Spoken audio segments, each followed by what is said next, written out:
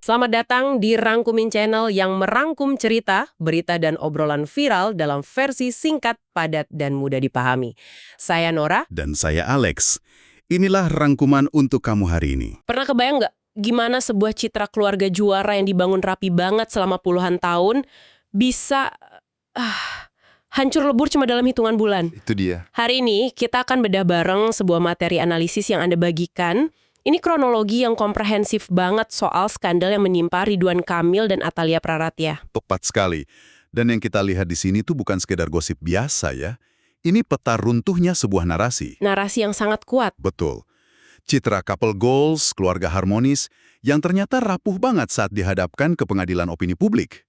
Materi ini kan memetakan periode krisisnya dari Maret 2025 sampai Januari 2026. Dan misi kita jelas ya, kita telusuri bareng-bareng langkah demi langkah gimana api ini bermula dari satu percikan aja sampai jadi kebakaran besar. Kita coba pisahkan mana rumor, mana fakta hukum, dan lihat dampaknya. iya, dampaknya yang meluas dari ranah pribadi sampai ke panggung politik.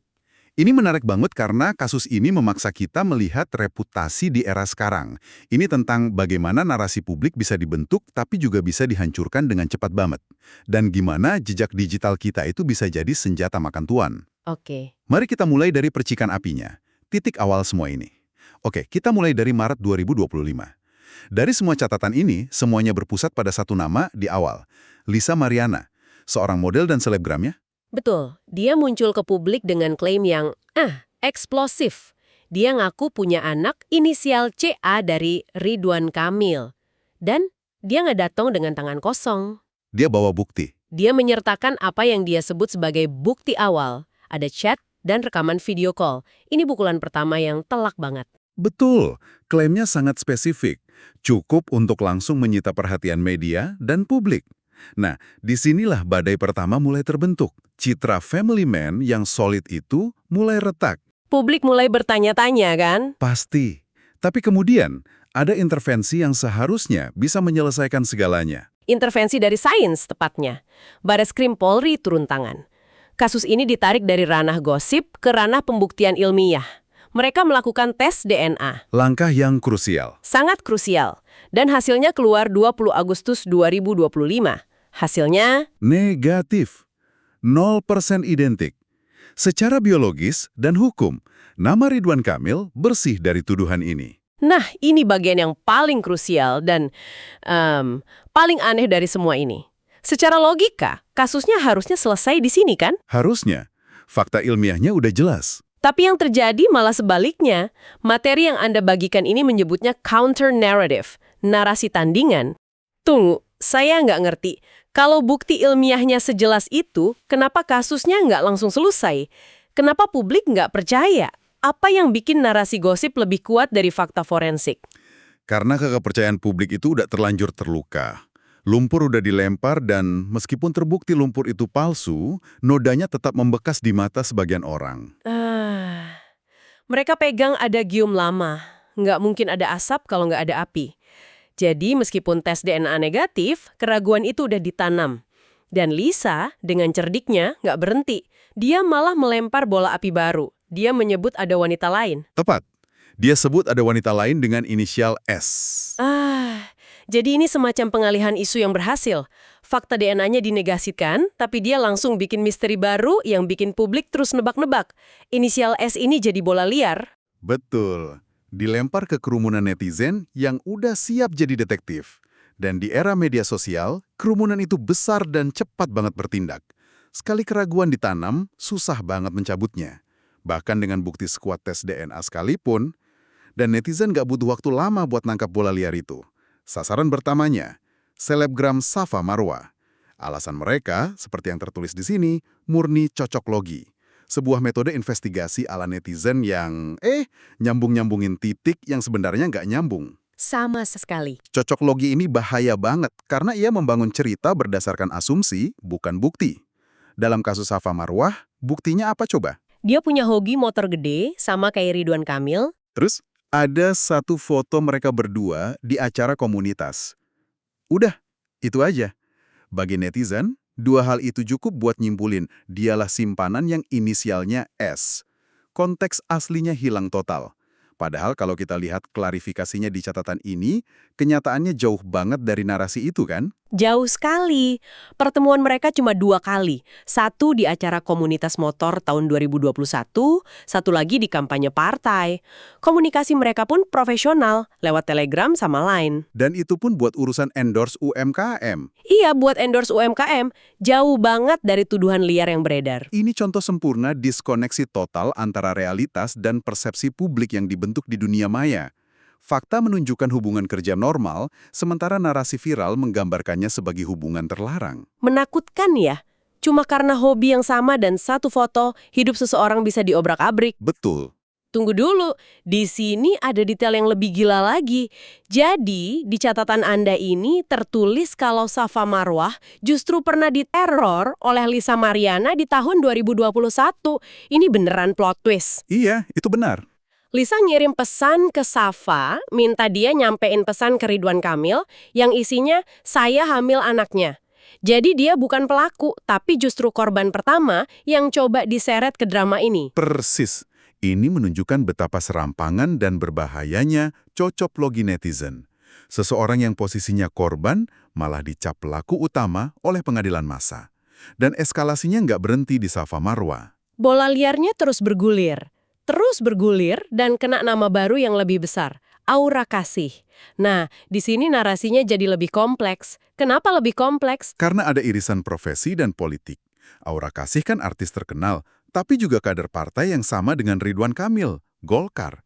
Ini bikin rumornya jadi lebih berdaging. Isunya juga sangat spesifik. Spesifik banget. Liburan bareng ke Eropa tahun 2023. Terus ada rekomendasi politik dari RK biar Aura Kasih bisa maju di dapil Jabar X. Dan untuk membuktikan ini semua, netizen melakukan apa yang paling mereka kuasai. Menggali jejak digital. Iya, mereka nemuin cuitan-cuitan lama Ridwan Kamil di Twitter yang ditujukan ke Aura Kasih, yang dinilai genit. Ini kayak nuang bensin ke api. Ini adalah manifestasi sempurna dari apa yang para ahli sebut digital panopticon.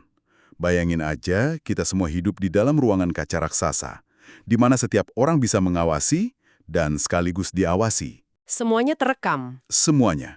Cuitan lama, foto di acara, bahkan like di medsos bertahun-tahun lalu. Jejak digital Anda itu bom waktu yang nggak bisa dijinakkan. Sesuatu yang Anda anggap candaan 10 tahun lalu, hari ini bisa jadi barang bukti yang hancurin karir Anda. Gak ada lagi yang namanya masa lalu. Gak ada. Tekanannya pasti luar biasa buat Aura Kasih. Di sini disebut, dia sampai harus menonaktifkan kolom komentar di Instagramnya. Kuasa hukumnya pun turun tangan buat membantah keras. Ini sinyal serangannya udah di level yang nggak terkendali. 3 nama wanita terseret. Lisa, yang tuduhannya terbantahkan DNA, Safa, yang jadi korban salah sasaran, dan Aura Kasih, yang diserang rumor dan jejak digital. Kekacauan narasinya luar biasa. Dan di tengah kekacauan itulah terjadi sebuah gempa bumi yang sesungguhnya. Sesuatu yang mengubah segalanya, dari rumor menjadi fakta hukum. Desember 2025, Atalia Praratia secara resmi mendaftarkan gugatan cerai di Pengadilan Agama Bandung. Di titik inilah benteng keluarga juara yang kita bicarakan di awal Runtuh total. benar-benar runtuh di depan mata publik. Pernyataan dari kuasa hukumnya, Debbie Agus Friansia, itu hati-hati banget. Dia bilang materi gugatan sifatnya privat dan dia secara eksplisit negasin nggak ada nama Lisa Mariana atau Aura Kasih di dalam dokumen. Tapi momentumnya? Nah, momentumnya nggak bisa diabaikan. Gugatan ini didaftarkan tepat di puncak badai isu perselingkuhan. Ini yang bikin saya bertanya-tanya. Apa gugatan cerai ini akibat langsung dari semua rumor yang beredar? Atau rumor ini cuma jadi pemicu terakhir, semacam akselerator untuk sesuatu yang memang udah retak? Itu pertanyaan sentralnya. Dan ada satu detil lagi yang menarik. Atalia nggak hadir di sidang perdana dengan alasan tugas dinas. Ini bisa diinterpretasikan dalam banyak cara. Salah satu analisis di sini nyebut ini sebagai sinyal pergeseran prioritas. Mungkin fokusnya udah bukan lagi mempertahankan pernikahan, tapi pada karir dan kehidupannya sendiri ke depan. Lalu di tengah proses perceraian ini, Ridwan Kamil ngambil langkah yang nggak terduga. Pada 23 Desember 2025, dia bikin unggahan pengakuan di Instagram. Pengakuan yang sangat ambigu. Dia mengakui selama 29 tahun pernikahan, dia banyak melakukan kekhilafan dan dosa kepada istrinya. Dia juga menyerahkan keputusan sepenuhnya pada Atalia dan minta maaf. Apa tujuannya? Dari sudut pandang strategi komunikasi, seperti yang juga Anda soroti di salah satu artikel, langkah ini blunder besar.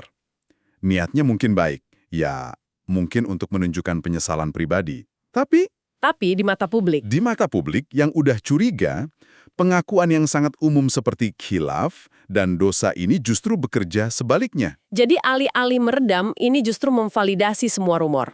Tepat sekali, netizen langsung anggap ini pengakuan umum atas semua tuduhan. Bagi mereka, ini artinya, nah kan, bener, dia sendiri yang ngaku salah.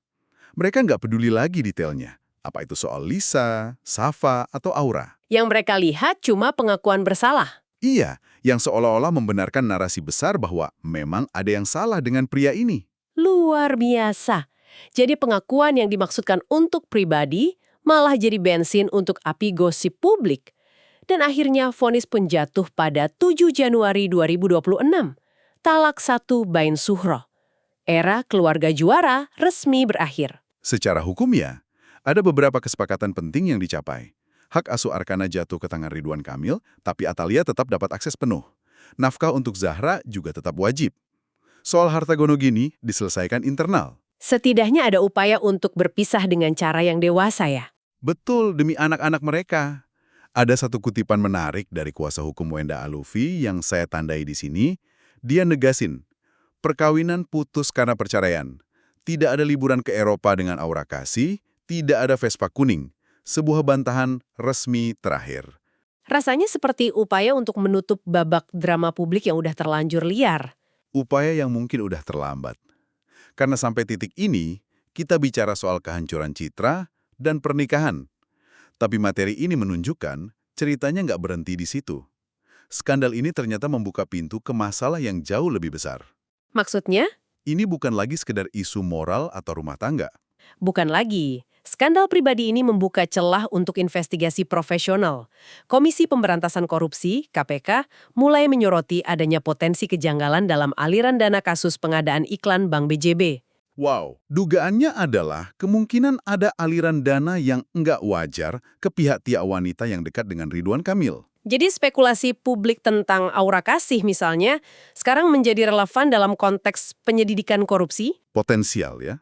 Resiko hukumnya jadi sangat nyata.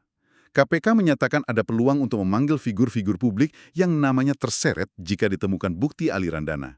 Disinilah kita lihat kehancuran totalnya. Secara politik. Reputasinya hancur. Seseorang yang tadinya dianggap aset partai yang sangat berharga, kini berubah jadi liabilitas. Beban.